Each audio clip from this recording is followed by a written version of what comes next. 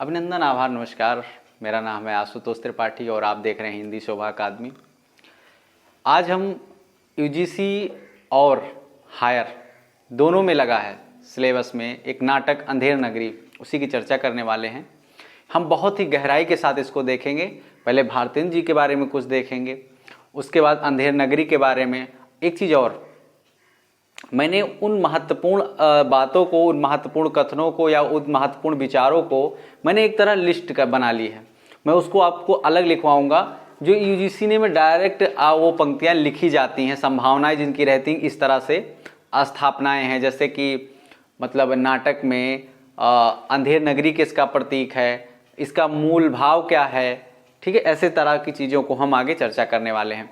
तो आइए हम देखते हैं भारतेंद्र हरिश्चंद्र का नाटक अंधेर नगरी, जो यूजीसी नेट में भी लगा है और यूपी सहायक आचार्य में भी लगा है, जिसे इसे हायर के नाम से यूपी में बहुत प्रसिद्ध है। तो ये दोनों में ये अंधेर नगरी नाटक लगा है, दोनों के लिए विशेष है। आइए देखना शुरू करते हैं और दोनों के हिसाब से बहुत ही हम गहराई से देखने वाले हैं, बहुत जल्दबाजी नहीं करने वाले हैं, क्योंकि हमें फास्ट रिवीजन की हमने क्लास डाल चुके हैं, तो उसमें कोई दिक्कत आगे नहीं है। जिसको बहुत जल्दी है वो फास्ट रिवीजन देख लेगा।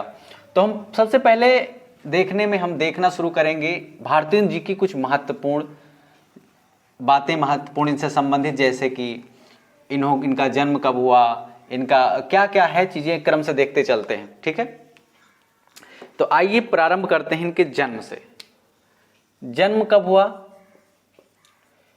जन्म हुआ 9 सितंबर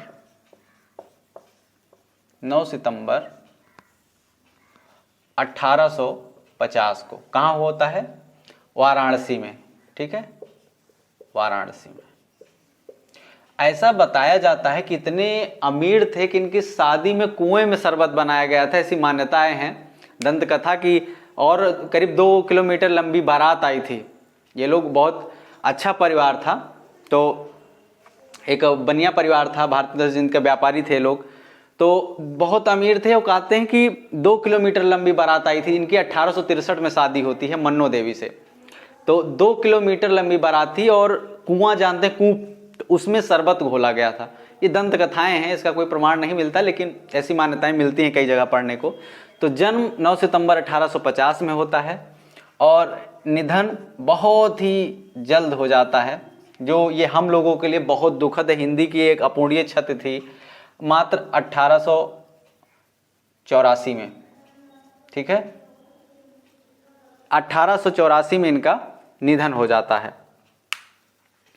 उसके बाद 1884 में मात्र 35 वर्ष की आयु में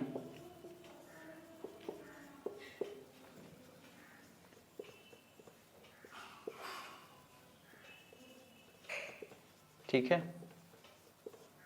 निधन हो जाता है। और ये एक जो है बहुत अपूर्णीय क्षति रहती है। आगे इनके पिता का नाम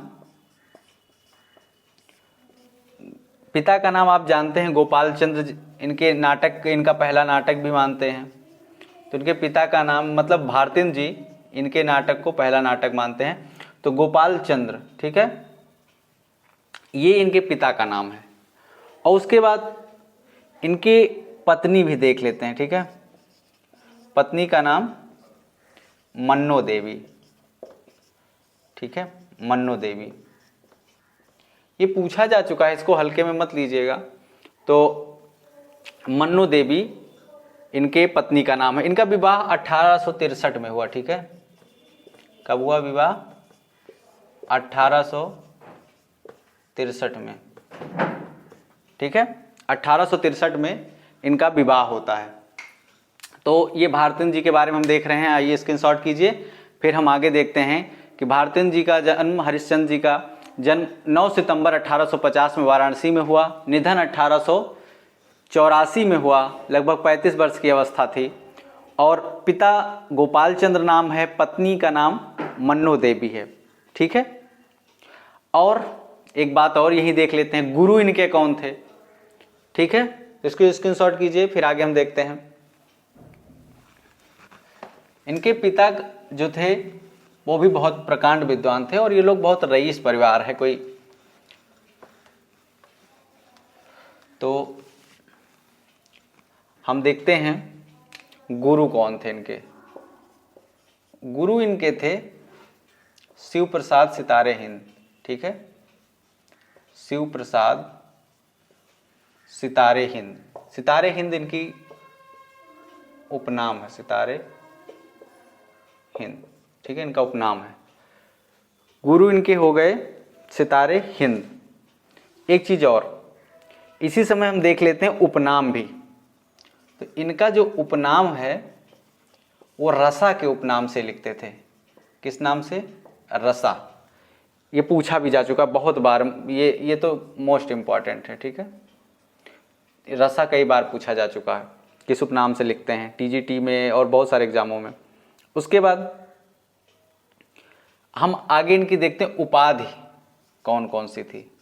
ठीक है, तो उपाधि में इनको दो उपाधि इनकी बहुत प्रसिद्ध है। एक तो भारतेंदु, एक हो गई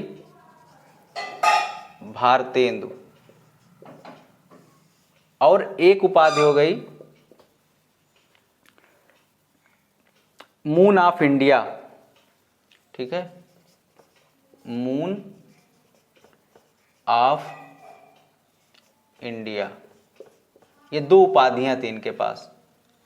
अब ये देख सकते हैं कि मून ऑफ इंडिया किसने कहा, तो इसमें पंडित रघुनाथ, पंडित जो है सुधाकर और पंडित रामेश्वर ने ये दिया था। ठीक है, moon of India. Bharatendu, Bharatendu जो है दयानारायण निगम ने दिया था। तो इस तरह से हम देखते हैं मून ऑफ इंडिया पंडित सुधाकर, पंडित जो है रघुनाथ और पंडित रामेश्वर दत्त ने दिया मून ऑफ इंडिया, और भारतेंदु दिया दयानारायण निगम ने। तो इस तरह से इनकी ये उपाधि हो गई। उपनाम इनका रसा है। ठीक है, और शिव प्रसाद सितारे हिंद इनके गुरु थे। ये हो गई बात, इसको स्क्रीनशॉट कीजिए। फिर आगे हम देखते हैं इनकी पत्रिका। पत्रिका से पहले हम देख लेते हैं इनकी शिक्षा कि इन्होंने किससे किससे ग्रहण की। ठीक है, तो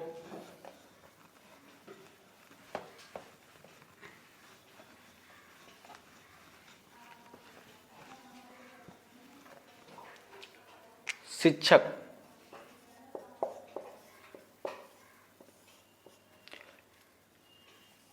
इन्होंने उर्दू की शिक्षा, ठीक है, उर्दू की शिक्षा इन्होंने ली मौलवी ताज अली से। उर्दू की शिक्षा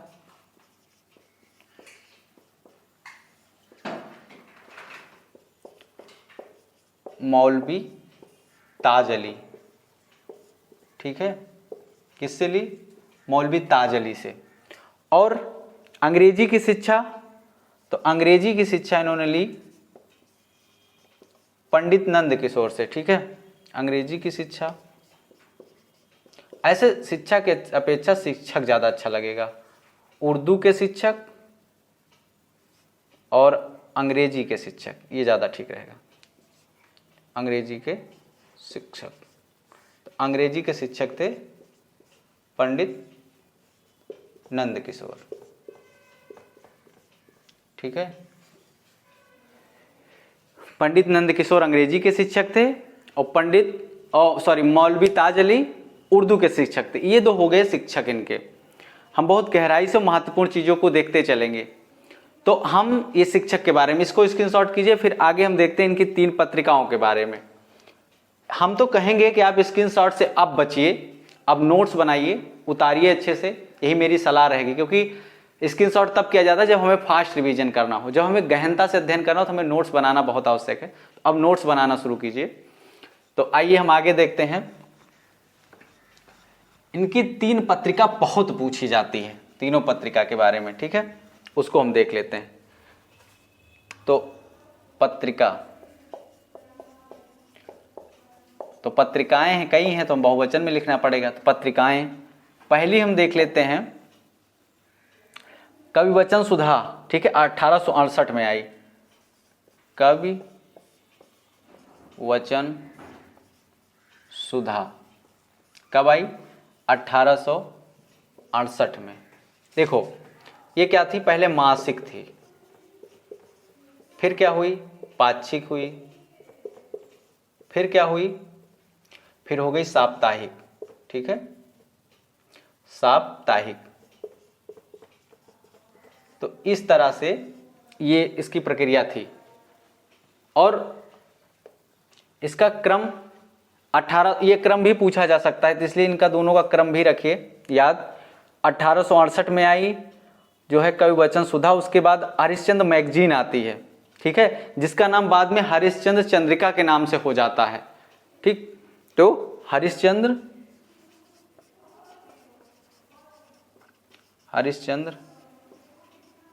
मैगजीन, बाद में इसको चंद्रिका भी लिख लीजिए इसी में। ठीक है, बाद में इसका नाम बदल के क्या कर दिया जाता है, हरिश्चंद्र मैगजीन। यानी ये आती है 73 में। ठीक है, ये मासिक रहती है 1873 और मासिक।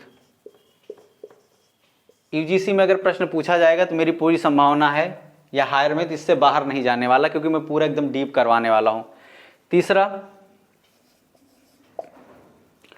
तीसरे पे हम देख रहे हैं बाल बोधनी। ठीक है, ये पत्रिका भी बच्चों से संबंधित थी, बाल बोधनी।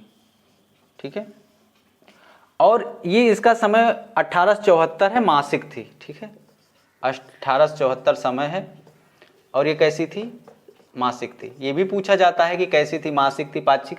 देखो इनकी तीनों मासिक थी, बाद में वो पहली वाली कवि वचन सुधा पाक्षिक हुई, साप्ताहिक। ठीक है, तो आगे मासिक, पाक्षिक, साप्ताहिक, ये इस तरह से क्रम है। तो कवि वचन सुधा 1868 में आई, मासिक, पाक्षिक और साप्ताहिक है, 3 तरह की इसका क्रम है। हरिश्चंद्र मैगजीन चंद्रिका 1873 में मासिक है, और बाल बोधिनी इनके 1874 में है। तो ये क्या है, ये भी मासिक है। ये हमें याद रखना है क्रम। 1868 में कवि वचन सुधा, 1873 में हरिश्चंद्र मैगजीन, और 1874 में कौन आती है, बाल बोधिनी। ये 3 पत्रिकाओं के बारे में हमें जानना बहुत जरूरी है। ठीक है, इसके बाद हम देखते हैं संस्थाएं बहुत पूछी जाती हैं इनसे संबंधित, क्योंकि बहुत महत्वपूर्ण एक ऐसे संक्रमण काल में उदय हुआ। इसी पुनर्जागरण, हिंदी में पुनर्जागरण का इन्हें जो है कहा जाता है जनक। तो आइए इनको देखते हैं। कवि वचन सुधा इनकी पत्रिका हो गई, हरिश्चंद्र मैगजीन हो गई 1873, और बाल बोधनी हो गई। जिनको स्क्रीनशॉट करना कर ले, जिनको नोट करना है कर लें, और कर ना ले करें। जो गंभीर हैं यूजीसी नेट और हायर के प्रति, जो नहीं गंभीर हैं तो वो देख के निकल सकते हैं, बाद में नोट करिएगा दोबारा देख के। चलिए आगे देखते हैं हमारी तरफ से। और एक चीज और ये है, आपको कोई दिक्कत होती है आप बता सकते हैं कमेंट में, बहुत जल्द हम दे देंगे नंबर। और आइए आगे देखते हैं। ठीक है, आगे हम देखते हैं प्रमुख स्थापित संस्थाएं। तो ऐसे लिख सकते हैं कि भारतेंदु जी द्वारा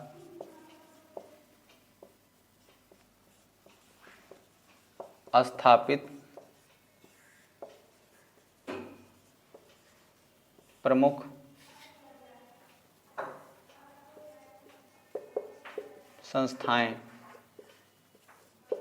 ठीक है, अब एक तो किया नहीं तक संस्था लिख दें, और इम्पॉर्टेंट भी है। ठीक है, तो हम पहले नंबर पे देखते हैं क्या। एक तो ये इनकी है हिंदी डिबेटिंग क्लब। ठीक है, कौन सी, हिंदी डिबेटिंग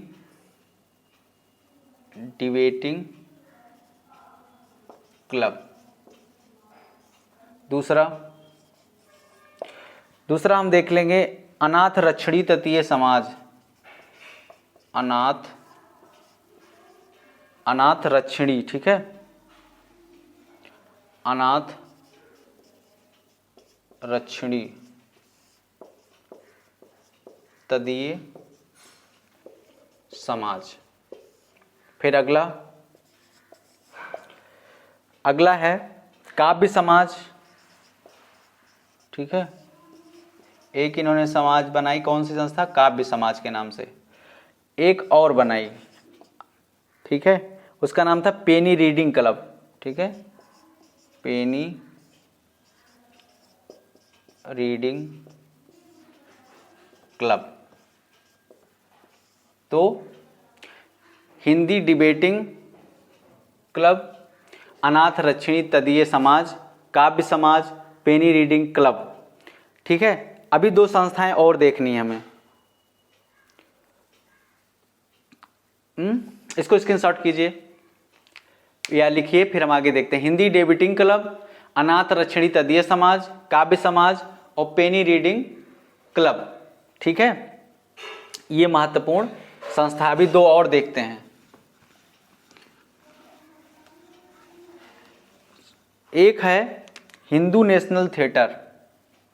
ठीक है, 5 नंबर पे इसी में खेला गया था भैया, हिंदू नेशनल, ठीक है, थिएटर।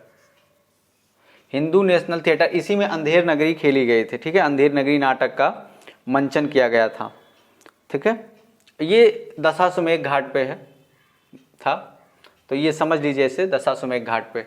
और लिख ही देते हैं, मानिए पूछ लिया तो हम क्या कहेंगे, जवाब देंगे दशाश्वमेध घाट। ठीक है, हिंदू नेशनल थिएटर दशाश्वमेध घाट पे।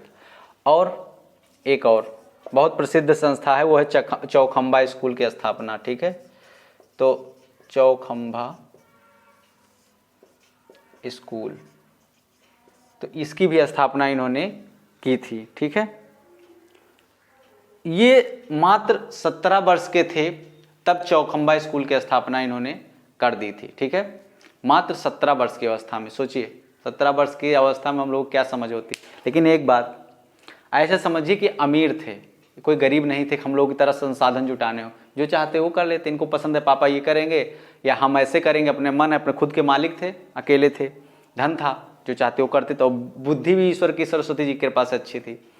तो चौखंबा स्कूल मतलब एक रिलेट कर रहे हैं कि चीज़ों को समझिए कैसे संभव हुआ इतना, क्योंकि भगवान ने इनको बस एक उम्र नहीं दी, आयु, नहीं तो ये हिंदी में क्या गुल खिलाते, कितना महान हम लोगों के लिए काम करते। लेकिन गुल तो इतने में ही खिला दिया, गुलशन हो गया, तो और भारतीय युग नाम पड़ गया। तो आइए हम आगे देखते हैं। अब हम देखते हैं कि एक और बात, ये 5-6 वर्ष की अवस्था में जब थे तो इन्होंने एक बहुत बढ़िया कविता लिखी, 2 पंक्ति की, जिस पर इनके पिता बहुत प्रसन्न हुए और इन्हें आशीर्वाद दिया कविता लिखने का। ठीक है, कौन सी कविता लिखी थी कि लय ब्योढ़ा ठाड़े भये श्री अनिरुद्ध सुजान हैं, और बाणासुर की सेन को हनन लगे भगवान। तो आइए हम यहाँ देखते हैं, 5-6 वर्ष की आयु में निम्नलिखित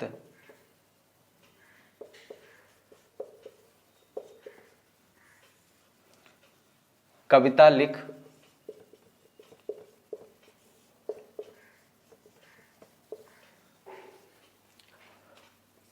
अपने पिता से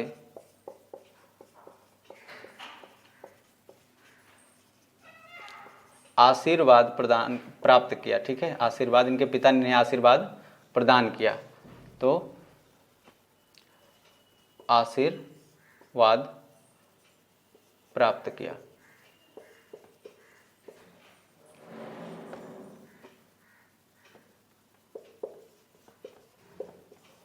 कौन सी कविता है कि लय ब्योड़ा ठाढ़े भय, लय ब्योड़ा ठाढ़े भय श्री अनिरुद्ध सुजान, ठाढ़े भय श्री अनिरुद्ध सुजान, ले ब्योढ़ा ठाढ़े भये श्री अनिरुद्ध सुजान, और बाणासुर की सेन को हनन लगे भगवान। बाणासुर की सेन को हनन लगे भगवान। ठीक है। तो ये पंक्ति इन्होंने पहली बार अपने जीवन में काव्य रचना के रूप में लिखी कि लय बेवड़ा ठाढ़े भय श्री अनिरुद्ध सुजान बाड़ासुर की सेन को हनन लगे भगवान। ये पूछा भी जाता है, ठीक है। तो ये पंक्ति लिख के अपने पिता को जब इन्होंने दिखाया तो उन्होंने इनको आशीर्वाद प्रदान किया कि आप जो है काव्य का कार्य कीजिए और आप जो है कविताएं लिखिए। तो वहीं से ये परंपरा शुरू होती है और माँ सरस्वती की कृपा प्राप्त थी भारतेंद्र जी को, ठीक है।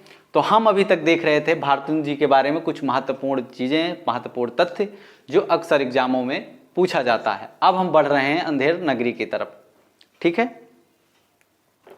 अंधेर नगरी के बारे में हम अब देखते हैं।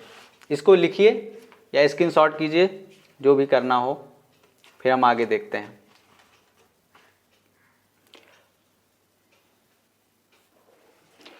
तो हम आगे देखते हैं।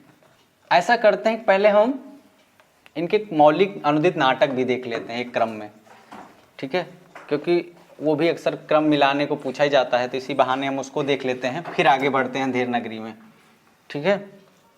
तो सबसे पहले लिख लीजिए भारतेंदु के नाटक। तो सबसे पहले हम देखते हैं भारतेंदु के मौलिक नाटक, ठीक है।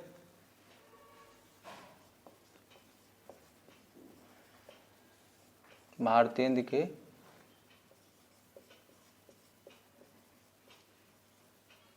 मौलिक नाटक।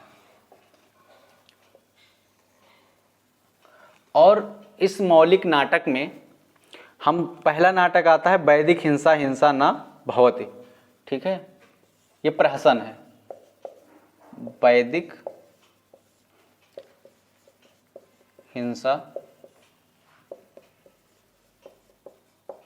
हिंसा न भवति। इसको यहाँ ये नहीं लगेगा, ऐसे होगा हिंसा, वैदिक हिंसा हिंसा न भवति। ये 1873 में आया और ये किस क्रम का है? प्रहसन है, ठीक है। वैदिक हिंसा हिंसा न भवति 1873 में आया, प्रहसन है। उसके बाद विशस्य विस्मौषधम देखते हैं, और विस्मौषधम जो है ये भाण है, 1876 में आया। तो विशस्य, ठीक है, विशस्य विस्मौषधम, विशस्य मौषधम, विशस्य विस्मौषधम, ये 1876 में आया। और क्या है, ये किस श्रेणी का? भाण। भाण जानते हैं क्या होता है? भाण जो है एक पात्रीय नाटक होता है, ठीक है, जिसमें केवल एक पात्र होता है। आगे फिर अगले नंबर पे हम देखते हैं, तीसरे नंबर पे, और वो है प्रेम जोगिनी, या 1875 में आया। ये दरअसल इसके क्रम के लेके हमेशा लगभग हर किताब में ये पहले ही मिलता है, पता नहीं क्यों मिलता है, लेकिन क्रम में आता है। विशस्य जो है, सॉरी, प्रेम जोगिनी। और प्रेम जोगिनी जो है वो नाटिका है, 4 नाटकों की, 4 अंकों की, सॉरी 4 अंकों की क्या है? नाटिका है। तो प्रेम जोगिनी हमने लगभग किताबों में देखा, इसको 76 लिख के ऊपर ही रहता है। फिलहाल क्रम में आएगा तो ऐसे ही लिखिएगा, प्रेम जोगिनी को ही पहले रखना पड़ेगा। प्रेम जोगिनी ये 1875 में। और ये क्या है? नाटिका। नाटिका में 4 अंक मात्र हैं, ठीक है इसमें। तो ये हो गई प्रेम जोगिनी 1875। उसके बाद हम अगले क्रम भिड़ाने में बहुत पूछा जाता है भारतेंद्र जी को, और इसका एक हम अभी आपको वो बता देते हैं, क्या कहते हैं? कोड, सूत्र, स्मरण सूत्र जिसे कहते हैं। तो चंद्रावली 1876 में आई, चंद्रावली 1876 में आई। ये भी क्या है? नाटिका है, ठीक है। चंद्रावली 1876 में आई, ठीक है, देखो 1876 में आई। और ये क्या है? ये भी नाटिका है। फिर आगे हम देखते हैं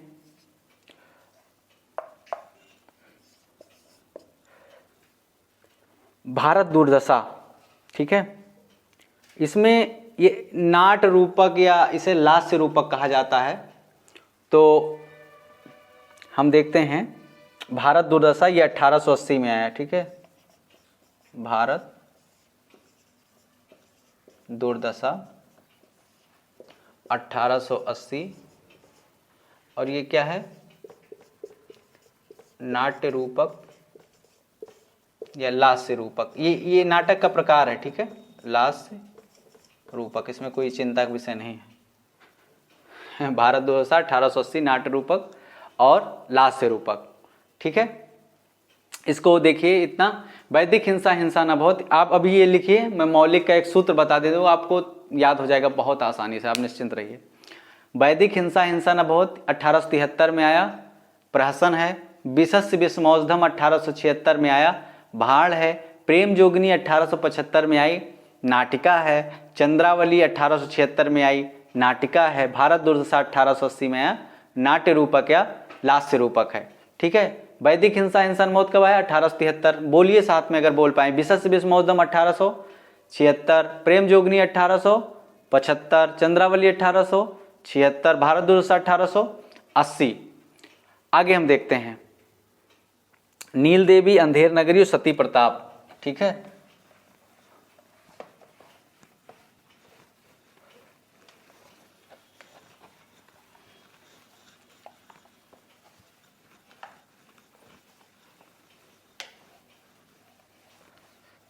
आगे हम देख रहे हैं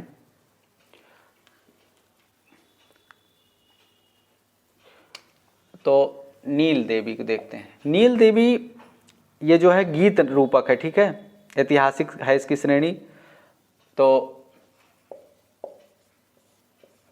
नील देवी, इसका समय है कब है, 1881, ठीक है। और क्या है ये, गीत रूपक, गीत रूपक। और इसकी श्रेणी क्या है, ऐतिहासिक समझ लीजिए, ऐतिहासिक परिवेश पर आधारित है, ठीक है,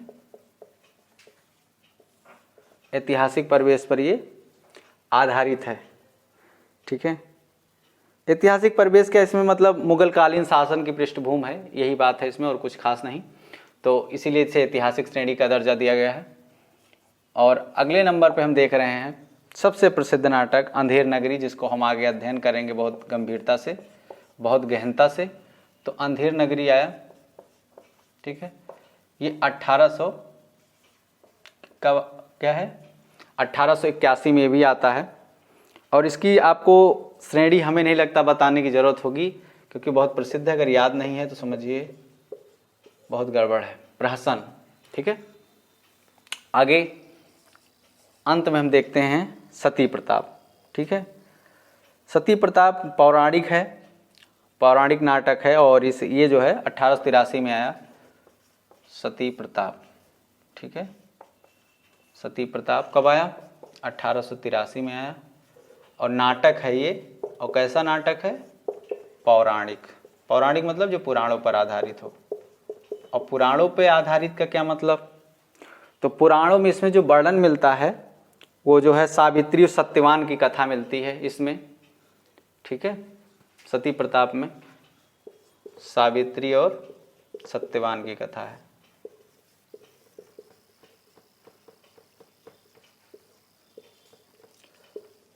तो ये हो गए मौलिक नाटक। नील देवी 1881 में आए, गीत रूपक। अंधेर नगरी 1881 में भी आया, सती प्रताप 1883 में आया। हम देख रहे थे मौलिक नाटक, ठीक है। आगे हम देखते हैं इसके बारे में। अब मैं आपको एक सूत्र लिखा देता हूं जो अभी बोले थे, ठीक है। स्मरण सूत्र, थोड़ा हिंदी लगना चाहिए, हम लोग हिंदी पढ़ रहे हैं स्मरण शब्द से। तो आइए, तो स्मरण सूत्र में लिखना है वैप्रे बीच भानी अंश, ठीक है। वैप्रे बीच भानी अंश। देखो वै से क्या हो गया, वैदिक हिंसा हिंसा न बहुत। प्रे से प्रेम जोगिनी, फिर विशस्य विषमौषधम, ठीक है। फिर च से चंद्रावती, फिर जो है आगे बचा भा, भा से क्या आया, भारत दुर्दशा। फिर ना आया से नील देवी, अंधेर नगरी, और अन से जो है अंधेर नगरी, सा से सती प्रताप। बैपरे बीच भानियंस, आपको क्रम याद हो गया ना। बैपरे बीच भानियंस, बैपरे बीच भानियंस, बैपरे बीच भानियंस 4 बार लिखिए। बैपरे बीच भानियंस, ये क्या हो गया? स्मरण सूत्र हो गया। अब तो आप नहीं भूलेंगे, मैं आपसे अपेक्षा करता हूं ऐसी। 4 बार आप 4 बार पढ़िए, 1 बार सूत्र पढ़िए, बस तैयार। नाटक भी तैयार, सूत्र भी तैयार। बैपरे बीच भानियंस। यूजीसी में ना क्रम पूछते हैं, क्रम को बहुत महत्व देते हैं, क्योंकि एक साथ 4 रचनाओं का आपका, उनके हिसाब से 4 रचनाओं का आप कालक्रम जान जाएंगे, तो इसलिए क्रम पर ध्यान देते हैं। और कल हम रचना काल में क्रम में सूत्र से याद कर लेंगे। मानिए जो है इनकी रचना का, भारतेंद्र जी के नाटकों, मौलिक नाटकों का पता कर लिया। अब बैपरे बीच से आप 2 बात जान सकते हैं, एक तो मौलिक नाटक का पता चल जाएगा, ठीक है, और दूसरी बात इनका क्रम पता चल जाएगा। तो हम देखेंगे बैपरे बीच भानियंस, ये बहुत अच्छा सूत्र है, बहुत आसान है, आप इसको लिख लीजिए। फिर आगे हम चल रहे हैं, अब ये लिखिए। उसके बाद हम इनका इसी समय अनुदित नाटक भी देख लेते हैं, क्योंकि अनुदित नाटक भी इनका उतना ही महत्वपूर्ण है, ठीक है। तो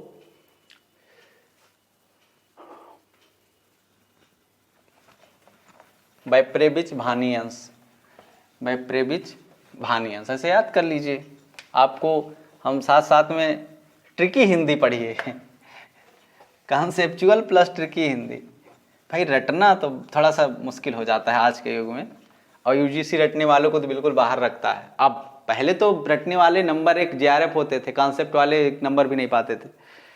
तो आइए, अब मौलिक खत्म सेवा, अब हम देखेंगे अनुदित नाटक, ठीक है। अनुदित, इनके मौलिक जितने इंपॉर्टेंट है, महत्वपूर्ण है, उतने ही मौलिक भी हैं, और मौलिक जितने हैं उतने अनुदित भी हैं, अनुदित जितने उतने मौलिक भी हैं। तो आइए हम सबसे पहले अनुदित में देखते हैं रत्नावली, ठीक है। सबसे पहले रत्नावली, और रत्नावली का समय जो है 1868 है। क्या है ये? नाटिका है, 1868 नाटिका, ठीक है। आगे ये किस पर आधारित है? क्या हम जब नाटक का कभी पढ़ेंगे जो है वो गद्य विधा, तो उसमें अध्ययन करेंगे, अभी हमें इतना यहाँ आवश्यक है, ठीक है। रत्नावली 1868 में नाटिका है। क्या पढ़ रहे हैं हम? अनुदित नाटक। फिर अगले नंबर पे हम देख रहे हैं विद्या सुंदर, ठीक है, विद्या सुंदर। और विद्या सुंदर का जो समय है वो कब है? 1868, इसका भी है और नाटक है ये, ठीक है। 1868 इसका भी है, क्या है? नाटक है। फिर अगले क्रम में हम देख रहे हैं विद्या सुंदर के बाद हो गया पाखंड विडंबन, ये रूपक है, ठीक है। अब पाखंड विडंबन का समय कब है? 1872। तो कब हो गया? पाखंड विडंबन, ठीक है। और इसका समय कब है? 1872। और एक हम जब नाटक पढ़ेंगे तो उसमें हम नाटकों का क्रम बताएंगे कि नाटक के कितने प्रकार होते हैं, विधाएं होती हैं, तो उसको हम आगे चर्चा करेंगे जब गद्य विधा का अध्ययन करेंगे। तो पाखंड विडंबन 1872 में आया, ठीक है। और इसका क्या रूप? ये रूपक है, मैंने आपकी जब चर्चा की, ठीक है। रूपक में रा में बड़े ऊ की मात्रा लगती है, जिसे कहते हैं, ठीक है। तो रूपक। आगे चौथे नंबर पे हम देखते हैं धनंजय विजय, 1873 में आया, व्यायोग है, ये भी क्या है? प्रकार है, ठीक है। तो धनंजय विजय कब आया? 1873। क्या श्रेणी है नाटकों में? तो यह है व्यायोग, ठीक है, व्यायोग श्रेणी है। रत्नावली 1867 में आई, नाटिका है। विद्या सुंदर भी 1867 में आया, नाटक है। पाखंड विडंबन क्या है? 1872 में आया, रूपक है। धनंजय विजय क्या 1873 में आया, व्यायोग है। ये सब श्रेणी इधर लिख रहे हैं, ठीक है। आगे, और किसकी श्रेणी? नाटकों की। आगे अगले नंबर पे हम देखेंगे कर्पूर मंजरी, ठीक है, और कर्पूर मंजरी। अच्छा, इनके उसमें भी क्रम बहुत उल्टा पुल्टा मिलता है, तो मैंने क्रम से व्यवस्थित किया हुआ है, उसी को मैं बता रहा हूं। तो कर्पूर मंजरी 1875 में आया, और ये सट्टक है। अच्छा, सट्टक भी एक प्रकार है। कब है ये? 1875 में आई, ठीक है। सट्टक है, सट्टक, सट्टा वाला मत समझ लीजिएगा, जुआ वाला, सट्टक, ये भी एक ओ, ठीक है, सट्टक। तो ये हम देख रहे हैं भारतेंदु के अनुदित नाटक। फिर अगले पेज पे बाकी बचे हुए हम देखते हैं, ठीक है। रत्नावली 1867 में आया, नाटिका है। विद्या सुंदर 1867 में आया, नाटक है। पाखंड विडंबन 1872 में आया, रूपक है। धनंजय विजय 1873 में आया, व्यायोग है। उसके बाद कर्पूर मंजरी 1875 में आया, सट्टक है। हम बहुत गंभीरता से, बहुत इत्मीनान से पढ़ने वाले हैं, जल्दबाजी की कोई आवश्यकता नहीं है, ठीक है। तो ये हो गए नाटक। ये हम जो पढ़ रहे हैं ये यूजीसी नेट और यूपी आचार्य दोनों में लगा हुआ है, ठीक। बहुत सारे महत्वपूर्ण और एग्जामों में भी लगा हुआ है, लेकिन अभी ये दो क्रम यही चल रहे हैं, चूंकि एग्जाम लगा हुआ है, लगेगा मतलब यूजीसी तो होता ही रहता है और आचार्य का भी लगा हुआ है, तो उसके क्रम में हम देखते हैं। आचार्य के अभी चूंकि एग्जाम लगा हुआ है तो इसलिए लगातार 4 हम नाटक डालने वाले हैं, यूजीसी प्लस आचार्य वाले। फिर आचार्य के जब पूरे हो जाएंगे उसके बाद यूजीसी वाले क्रम में डालेंगे, क्योंकि नाटक जितने हैं 4 वो 5 6 वो सब यूजीसी के सिलेबस वाले ही हैं, तो इनको हम गंभीरता से डालेंगे। दोनों के लिए उतने ही इंपॉर्टेंट है, उतने ही महत्वपूर्ण है। चलिए हम आगे देखते हैं।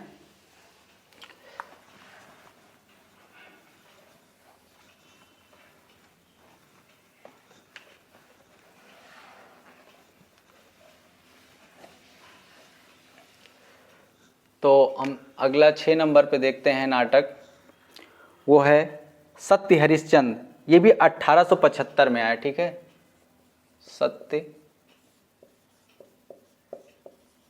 हरिश्चंद्र।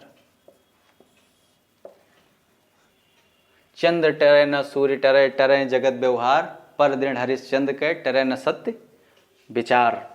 तो सत्य हरिश्चंद्र का जो ये नाटक है, ये नाटक श्रेणी का है, ठीक है। और इसमें 1800, इसका भी समय जैसा कि 75 ही है, 1875 इसकी श्रेणी क्या है, नाटक, ठीक है। 1875 में इसकी श्रेणी क्या है, नाटक। फिर आगे हम देखते हैं, आगे भारत जननी है, ठीक है। भारत जननी, और ये लघु नाटक है जिसे आपे कहा जाता है, ठीक है। लघु नाटक भारत जननी, इसका समय 1877 है, ठीक, 1877। और लघु नाट्य, ठीक है, नाट्य या नाटक लिख सकते हैं। तो भारत जननी कैसा है, लघु नाटक है, 1877 में आया। आगे फिर अगले नंबर पे हम देखते हैं 8 नंबर पे।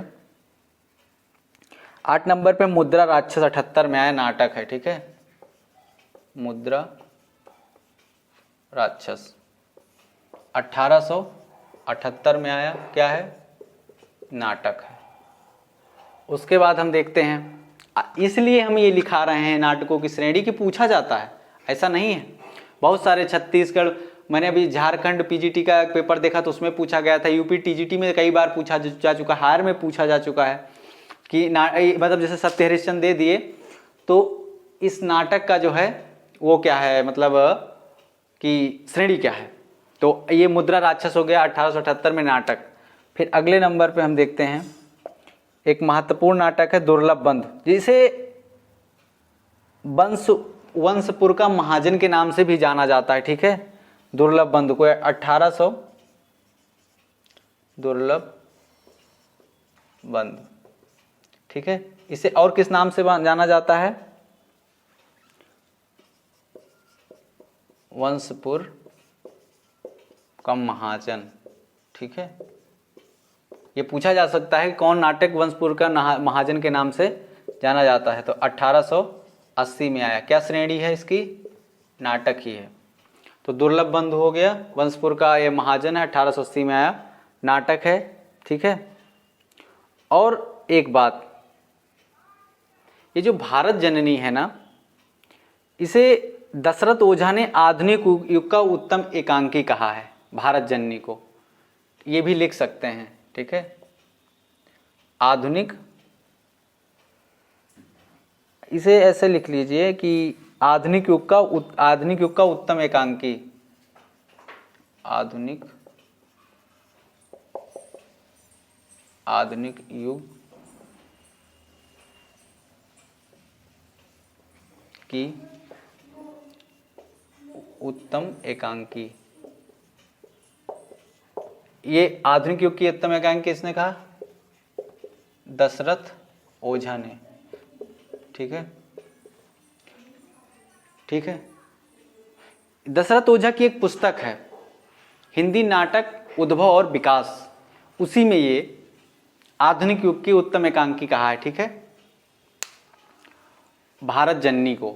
आगे हम ये हो गए, क्या कहते हैं, इसके महत्वपूर्ण जो है ये अनुदित नाटक हो गए, इसको लिखिए और फिर हम आगे देखते हैं। स्क्रीन शॉट कीजिए, लिखिए। इसके लिए हम सूत्र भी लिख सकते हैं, इसके लिए स्मरण सूत्र लिख लीजिए। ठीक है, हम आपको बेस्ट से देने की कोशिश कर रहे हैं, बाकी आपकी इच्छा कि आपको पसंद आता है कि नहीं, देखिए आपकी रुचि कैसी है। स्मरण सूत्र, ठीक है। और इसमें स्मरण सूत्र में हम देखेंगे कि वीर पाधक, ऐसे लिखिए, वीर पाधक सभा मुदु। ठीक है, वीर पाधक सभा मुदु, वीर पाधक सभा मुदु। देखो इससे वीर से जो हो गया विद्या सुंदर 68 में आया, राज से क्या हो गया रत्नावली हो गई, कब आई 68 में आई। फिर पा से क्या हो गया पाखंड विडंबन हो गया। ठीक है, ये कब आया पाखंड विडंबन आया जो है 72 में। फिर धा से कौन आया, धा से बताइए धनंजय विजय हो गया, ये कब आया 73 में। फिर का से कर्पूर मंजरी हो गया 75 में आया। सा से सत्य हरिश्चंद्र हो गया 75 में आया। फिर सा के बाद भा हो गया, भा से जो है भारत जननी हो गया 1877 में आया। मुंह से मुद्रा राक्षस हो गया, द से दुर्लभ बंधु हो गया। तो वीर पाधक सभा मुदु ये क्या है सूत्र है, इसको आप लिख सकते हैं वीर पाधक सभा मुदु। ठीक है, वीर पाधक सभा मुदु, वीर पाधक सभा मुदु, ये इसका स्मरण सूत्र है। हम देख रहे थे भारतेंद्र के अनुदित नाटक। ठीक है, अब आगे हम देखते हैं अंधेर नगरी के बारे में। चलिए अब अंधेर नगरी में हम प्रवेश करते हैं।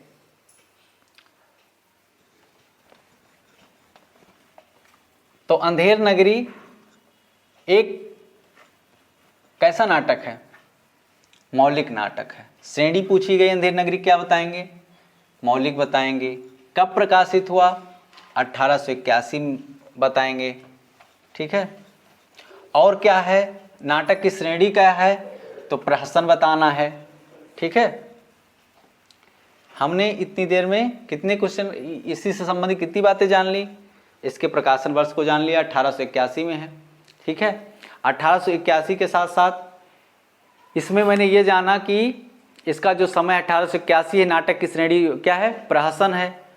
और ये आज आपको बताएंगे अंग्रेजियों की नीतियों और राजाओं की अंधी न्याय व्यवस्था के कुयोग्य शासक जब किसी सत्ता पर बैठ जाता है, जिसे शासन में शासन करना नहीं आता, जिसे जनता के बारे में समझ नहीं है, समाज के बारे में जिसे न्याय करने की दृष्टि नहीं है, तो उसी के बारे में लिखा है। जैसा कि आपको बता दूं कि ये जो लिखा गया है वो जो इसमें नीतियां है ना वो अंग्रेज सरकार की नीतियां हैं। प्रतीक देखिए, और जो राजा है ना वो बिहार का एक रजवाड़े परिवार पर आधारित किया है भारतेंद्र जी ने। उस समय वो उसकी जो है बड़ी क्रूरता थी। तो आइए हम बढ़ते हैं अंधेर नगरी के बारे में देखते हैं। ठीक है, तो सबसे पहले हम अंधेर नगरी का देखेंगे प्रकाशन वर्ष। ठीक है, प्रकाशन वर्ष क्या है इसका 1881 में आया। नाट्य श्रेणी क्या है तो नाट्य श्रेणी इसकी है प्रहसन। ठीक है, नाट्य श्रेणी क्या है प्रहसन। और आगे ये भी लिख लीजिए मौलिक नाटक है। ठीक है, मौलिक नाटक। किसका मौलिक नाटक है? अब इसमें तो हमें नहीं लगता ये लिखवाने की जरूरत है लेखक कौन है। चलिए आइए देखते हैं आगे। तो हमने ये देख लिया। अच्छा, इसमें जो अंधेर नगरी है ना, अंध व्यवस्था का प्रतीक है। अभी हम प्रतीक विधान लिखेंगे तो उसमें लिखते हैं, या आगे लिख ही लीजिए कि अंध व्यवस्था की का प्रतीक, अंधेर नगरी अंध व्यवस्था की प्रतीक। ठीक है, किसकी प्रतीक है अंधेर नगरी? अंध व्यवस्था की प्रतीक है। प्रकाशन वर्ष क्या है? 1881 है। नाट्य श्रेणी क्या है? प्रहसन है और मौलिक है। ठीक है, इसके बारे में जब हम और अंदर चलते हैं, सबसे पहले हम देखते हैं पात्र। इसके पात्र जब हम देखेंगे, और इसमें हम आपको संस्थापनाएं दिखाएंगे। जब यूजीसी नेट या बड़े लेवल के कठिन एग्जाम बहुत गहराई से पूछते हैं, भाव पूछते हैं, नाटक के भाव क्या हैं, लेखक के विचार क्या हैं, पात्रों के अभिव्यक्ति क्या है, इन तरह की चीज़ों को बहुत गहराई से देखा जाता है। तो हम पहले पात्र देखेंगे। जब हम पात्र की समझ विकसित हो जाएगी, उसके बाद हम देखेंगे स्थापनाएं जो महत्वपूर्ण है इस नाटक से संबंधित। उसके बाद हम इसके जो है अंकों के बारे में एक एक विश्लेषित करेंगे। इसमें 6 अंक हैं, ये भी अंक लिख लीजिए इसमें। तो कुल अंक बराबर 6। ठीक है, हम इसके अंक देख लेंगे। उसके बाद फिर अंकों के बाद हम अंत में महत्वपूर्ण विद्वानों को देखेंगे, महत्वपूर्ण विद्वानों के तथ्य को, कि वो उन्होंने इस नाटक के बारे में क्या विचार व्यक्त किए हैं। एक लंबा क्रम, लंबी वीडियो बनने वाली, लेकिन कोई चिंता नहीं है, बहुत अध्ययन और गंभीरता से हमको पढ़ना है। तो आइए हम देखते हैं पहले पात्र, उसके बाद देखते हैं स्थापनाएं। स्थापनाओं से संबंधित वो बात है, अब की बार जैसे एग्जाम में पूछ लिया कोई बात, जैसे मानो किसी नाटक के बारे में, कि जैसे मानिए अंधेर नगरी का प्रश्न बना, तो इसमें पूछा कि अंधेर नगरी अंग्रेजों की नीतियों का प्रतीक है। विकल्प ए। विकल्प बी, अंग्रेज भारतीय सरकार की नीतियों का प्रतीक है। या फिर भारतीय सरकार से कंफ्यूजन हो जाएगी, या मतलब किसी राजा का दे दिया, मुगलों का प्रतीक है दूसरा। तीसरा दे दिया जो है कि जो राजा है, चौपट राजा, बिहार के एक रजवाड़े का राजा का प्रतीक है। 3 हो गया। चौथा, इनमें से सभी। अब आपको 2 चुनना है, कूट दिया गया, तो आप क्या चुनेंगे? आपको चुनना है विकल्प ए, अंधेर नगरी की जो व्यवस्था है, शासन व्यवस्था, वो अंग्रेजों की नीतियों का प्रतीक है। जो चौपट राजा है वो किसका प्रतीक है? तो वो प्रतीक है, या वो उसकी स्थापना क्या है, कि वो है बिहार के एक रजवाड़ा के राजा का प्रतीक है। तो इस तरह से हमें चीज़ों को, हम करीब 10-15 ऐसी पंक्तियाँ जो आपके लिए सुपर मोस्ट रहेगी इस नाटक में। पात्र सुपर मोस्ट, उसके बाद स्थापनाएं सुपर मोस्ट, ये नाटक में सुपर मोस्ट रहेगा। उसके बाद जो पंक्तियाँ आएंगी वो तीसरे नंबर पे रहेंगी। तो आइए हम देखते हैं कुल अंक कितने हो गए? 6। ठीक है, अब हम देखना शुरू करते हैं इसमें पात्र।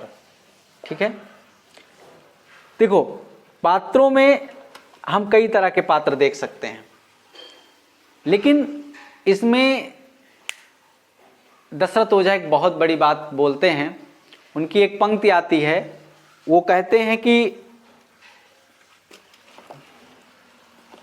इसमें सभी तरह के जो है, प्रायः प्रत्येक जाति के प्रत्येक वर्ग के दोषों को इस प्रहसन में दिखाया गया है। चाहे वो कोतवाल हो, राजा हो, चपरासी हो, कोई भी हो, ठीक है, सामान्य जनता हो, सबके दोषों को दिखाया गया है कि हाँ कैसे वो समाज के साथ, शासन के साथ अपनी गलतियों को छिपाने के लिए किस तरह से कार्य करता है। तो हम पात्र देखेंगे, और पात्र में सबसे पहले हम देखते हैं महंत को। ठीक है, महंत क्या है? महंत एक साधु है। ठीक, सबसे पहला हम पात्र देखते हैं महंत। महंत एक संत है, दूरदर्शी है। ठीक है, दूरदर्शी है, ज्ञानी है, दूरदर्शी, ज्ञानी व नीतिज्ञ। ठीक है, क्या है? नीतिज्ञ है। एक संत दूरदर्शी है, ज्ञानी व नीतिज्ञ है। ये बात जानना, क्योंकि यही जो है अंत में अपने शिष्यों को बचाता है और राजा को फांसी दिलवा देता है। मतलब उनको एक बेवकूफ़ी वाली हरकत मतलब वो करते हैं, उसी बेवकूफ़ी में उनको फंसा देता है कि इस समय ऐसे मुहूर्त चल रहा है कि जो इस समय फांसी लगाएगा वो सीधा स्वर्ग जाएगा। और तुरंत राजा अपने फंदे में अपना गला जो है फंदे में डाल लेते हैं, हमें जल्दी लगाइए। तो आइए, एक महंत हो गए। ठीक है, आगे हम देखते हैं।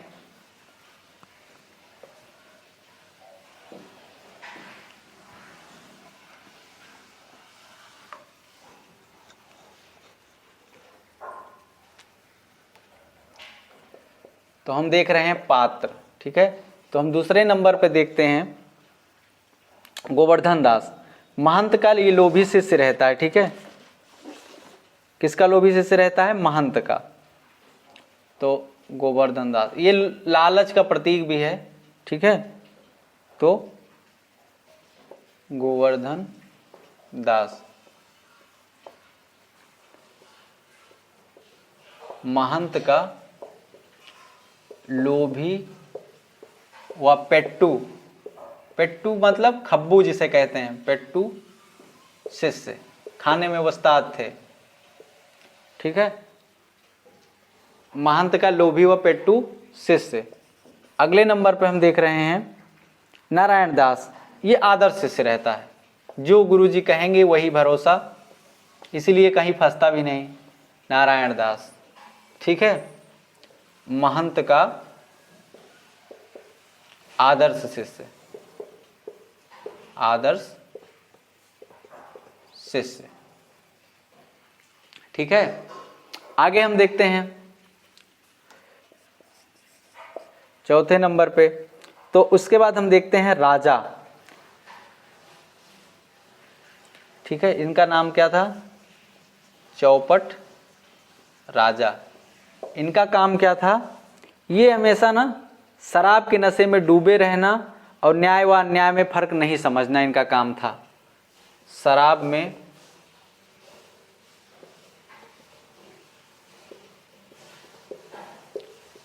डूबे रहना व न्याय एवं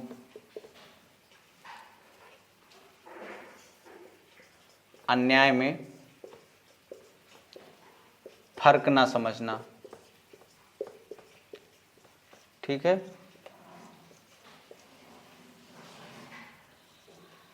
न्याय व अन्याय में फर्क ना समझना।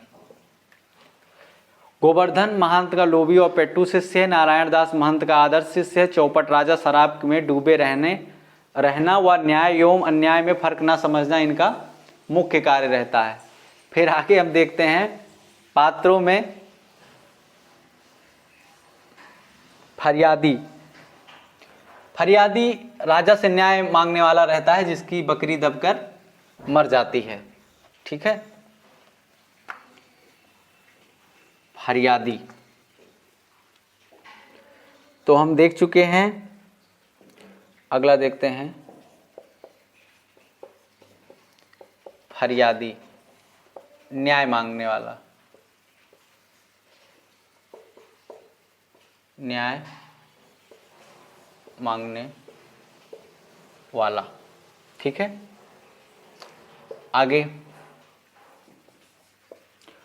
आगे हम देखते हैं कल्लू बनिया। ठीक है,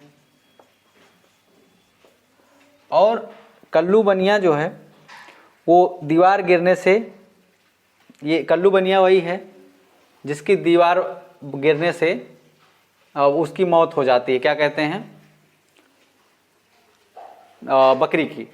आगे फिर हम देखते हैं मंत्री है, चौपट राजा का सलाहकार। ठीक है, उसके बाद अगले नंबर पे हम देखते हैं, वो हो गया मंत्री। कारीगर देख लेते हैं, चूने वाला देख ले। देखो ऐसा करो, ये यहाँ से अन्य पात्र कर लो, ठीक है, अन्य पात्र, ठीक। तो यहाँ मंत्री हो गया, फिर फरियादी हो गया, ठीक है। फिर यहाँ क्या हो गया, चूने वाला, ठीक। फरियादी कल्लू बनिया, मंत्री और फरियादी तो लिख लिए हम लोग, ठीक है। चलो फरियादी की जगह हम दूसरा कोई नाम डाल देते हैं, मानो फरियादी हो गया, मंत्री हो गया, कारीगर, कारीगर डाल देते हैं, ठीक है, कारीगर, ठीक है। चूने वाला हो गया। और पात्रों में भिस्ती, कसाई, गड़रिया, कोतवाल, ठीक है। 8 9 10 भिस्ती, ठीक है, भिस्ती। 11 नंबर कसाई, फिर 12 नंबर पर गड़रिया, गड़रिया। इस तरह से पात्र इसमें बहुत हैं, भिस्ती, कसाई, गड़रिया, ठीक है। कोतवाल लिख लीजिए एक और, बस कोतवाल। इसमें कोतवाल पात्र बहुत इंपॉर्टेंट रहता है। और कोतवाल वो रहता है जिसे फांसी दी उसका मतलब गर्दन नहीं आती, ठीक है। उसके लिए फिर किसको पकड़ के लाया जाता है, नारायण दास को, ठीक है। उसके बाद फिर कबाब वाला, घासीराम, इस तरह से पात्र हैं, ठीक है। नारंगी वाला, हलवाई, कुजड़िन, तो पाचक वाला, मछली वाला, ठीक है। इतना इम्पोर्टेंट ये लिख ही लीजिए। चलो इसको आप जो है 13 लिखिए, फिर हम आगे और लिखवाते हैं। अन्य पात्र हम लिख रहे हैं, ठीक है।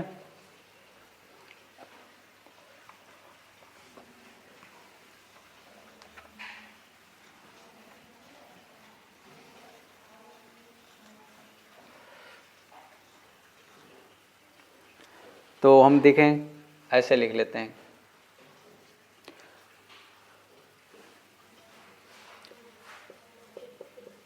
कबाब वाला,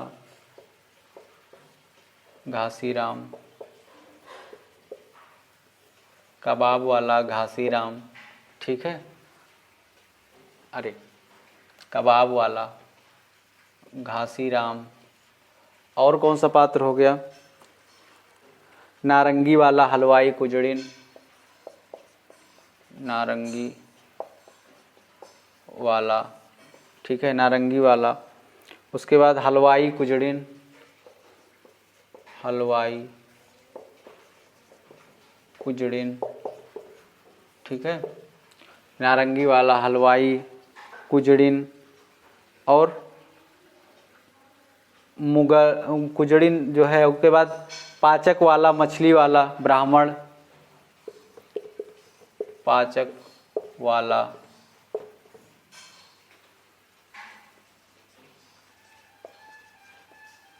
पाचक वाला, मछली वाला, ठीक है। पाचक वाला, मछली वाला। और क्या बचा, ब्राह्मण, माली, नौकर इत्यादि। ब्राह्मण एक लिख लो, ठीक है, ब्राह्मण, माली, बस इत्यादि। जितना पढ़ो उतना कम है। महत्वपूर्ण ये है कितना इम्पॉर्टेंट है, इसको ध्यान दिया जाए। तो ये अन्य पात्रों में कबाब वाला, घासीराम, नारंगी वाला, हलवाई, कुजड़िन, पाचक वाला, मछली वाला, ब्राह्मण और माली इत्यादि, ठीक है। ये हो गए अन्य पात्र।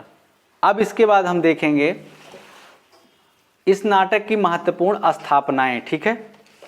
ये मोस्ट इम्पॉर्टेंट है, इसको इतनी गंभीरता से लेना है कि मैं आपको जितना आप ले सकें जितनी गंभीरता से आप ले सकें उतना ले लीजिए, ठीक है। तो आइए हम देखते हैं इसके महत्वपूर्ण स्थापनाएं।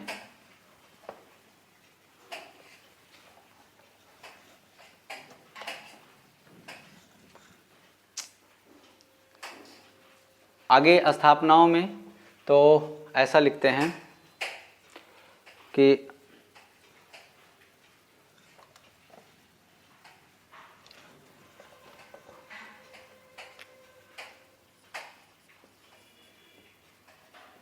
अंधेर नगरी से संबंधित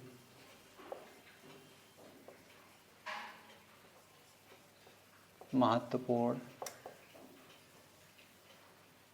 अच्छा, एक और स्थापनाएं हैं, लेकिन इसके अतिरिक्त एक बात और ध्यान देनी, जब हम लोग अंक पढ़ेंगे तो अंक में क्या पढ़ रहा है उसका भी ध्यान हमको रखना है, किस अंक में क्या महत्वपूर्ण घटनाएं आ रही हैं। ठीक है, तो चलिए, अंधेर नगरी से संबंधित महत्वपूर्ण स्थान, यूजीसी यहीं से लाइन उठाएगा अगर उठाएगा तो, या फिर अगर कठिन प्रश्न बनाने होंगे तो यहीं से प्रश्न उठते हैं। पहली बात क्या है? पहली बात आपको यह जानना है कि लोभ और भोग से संबंध नाटक है। ठीक है, लोभ और भोग से संबद्ध, ठीक है, नाटक। लोभ और भोग से संबद्ध नाटक। दूसरी बात हम क्या महत्वपूर्ण देखेंगे, अंग्रेजी शासन की दुर्व्यवस्था और न्याय के ढोंग का पर्दाफाश। ठीक है, तो अंग्रेजी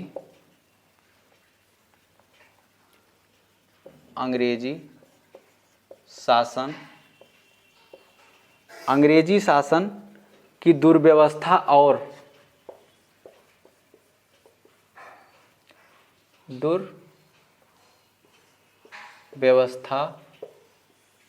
एवं न्याय के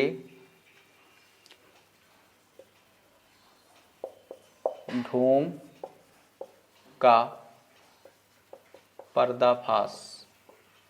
ठीक है, अंग्रेजी शासन की दुर्व्यवस्था एवं न्याय के ढोंग का पर्दाफाश। आगे हम देखते हैं, माल विज्ञापन व बाजारों के जरिए व्यवस्था की कुरूपता का चित्रण। ठीक है, माल बाजार व विज्ञापन के जरिए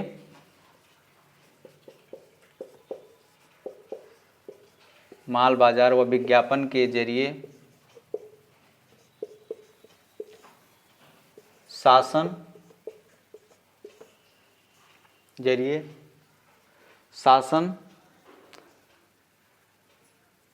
व्यवस्था की कुरूपता का चित्रण। ठीक है,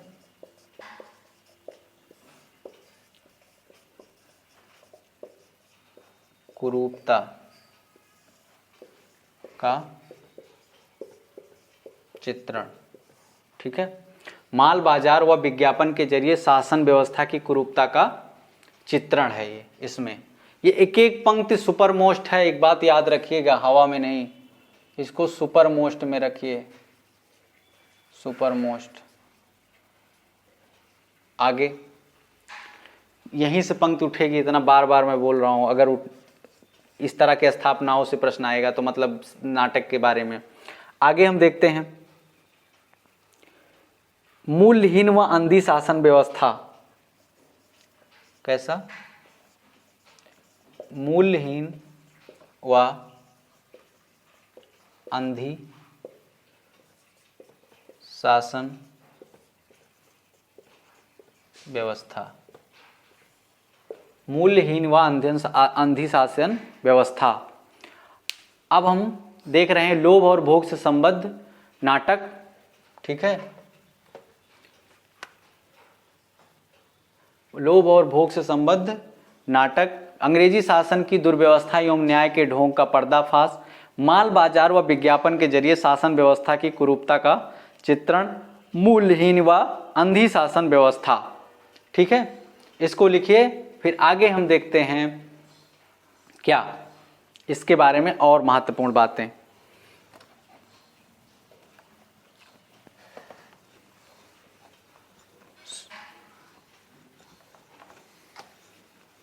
इसके बाद हम अंक की वर्ण विषय अंक वाइज हम देखते ही चलेंगे। ठीक है, जल्दबाजी करने की जरूरत नहीं है।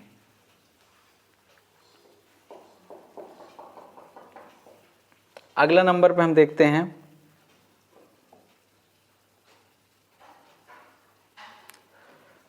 अंग्रेजों के समय के सामाजिक और व्यवसायिक स्थिति का चित्रण। अंग्रेजों के समय, इसमें अंग्रेजों के समय का क्या है, का सामाजिक और व्यावसायिक, अंग्रेजों के समय का समय के सामाजिक एवं व्यावसायिक, अंग्रेजों के समय के सामाजिक एवं व्यावसायिक स्थिति का चित्रण। ठीक है, स्थिति का चित्रण, एक तो ये हो गया। अगला, ज्ञान व अज्ञान की टकराहट। ठीक है, ज्ञान व अज्ञान की टकराहट। उसके बाद अगले नंबर पे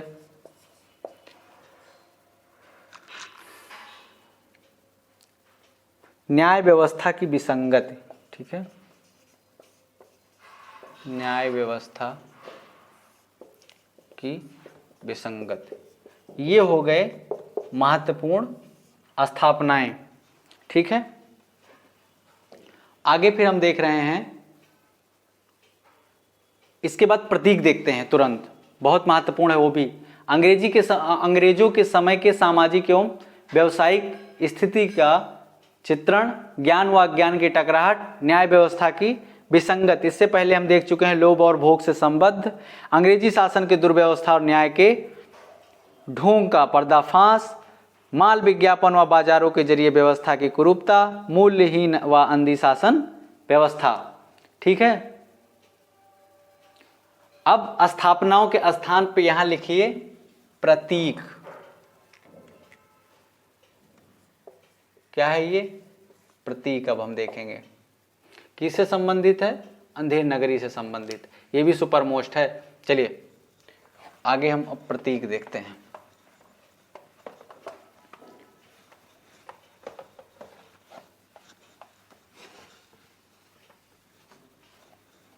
ठीक, अब प्रतीक में हम सबसे पहले किसका प्रतीक देखते हैं?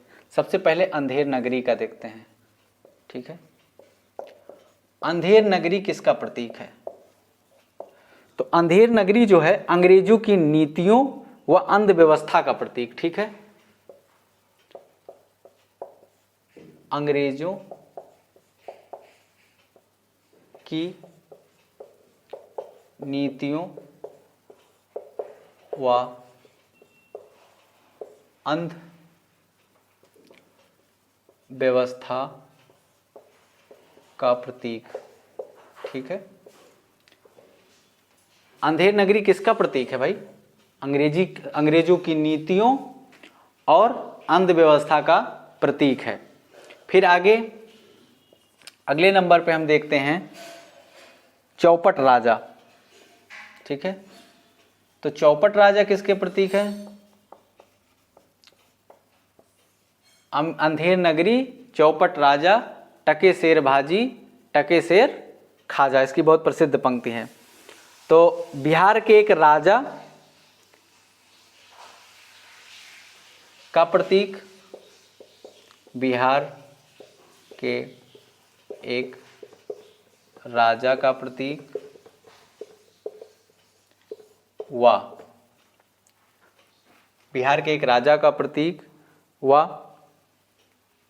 विवेकहीनता व न्याय दृष्टिहीन राजा का प्रतीक व विवेकहीन व न्याय दृष्टिहीन राजा का प्रतीक। ठीक है, बिहार के एक राजा का प्रतीक व विवेकहीन व न्याय दृष्टिहीन राजा का प्रतीक। ठीक है, ये तो हो गए चौपट राजा। फिर अगले नंबर पे हम देखते हैं गोवर्धन दास। गोवर्धन दास किसके प्रतीक हैं? गोवर्धन दास आप जानते हैं लालची व्यक्ति थे, तो गोवर्धन दास और ये प्रतीक हैं लोभ, वृत्ति व पेट्टू का प्रतीक। ठीक है, लोभ, वृत्ति व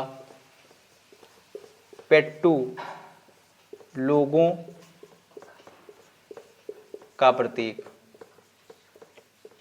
ठीक है, और इसके बाद हम किसको देख लें? 3 देख चुके हैं। अंधेर नगरी अंग्रेजों की नीतियों अंध, व्यवस्था का प्रतीक चौपट राजा बिहार के एक राजा का प्रतीक, व विवेकहीन व न्याय दृष्टिहीन राजा का प्रतीक है। कौन? चौपट राजा। गोवर्धन दास लोभ, वृत्ति व पेट्टू लोगों का प्रतीक है। ठीक है, उसके बाद इसको लिखिए, फिर हम आगे देखते हैं।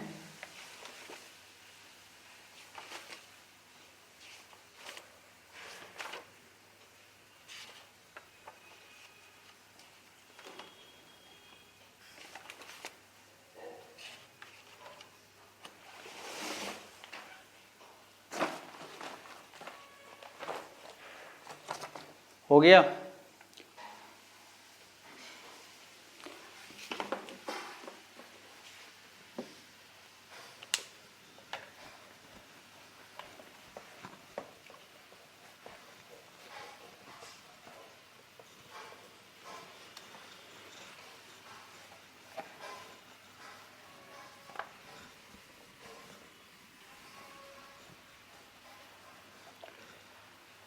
आगे हम देखते हैं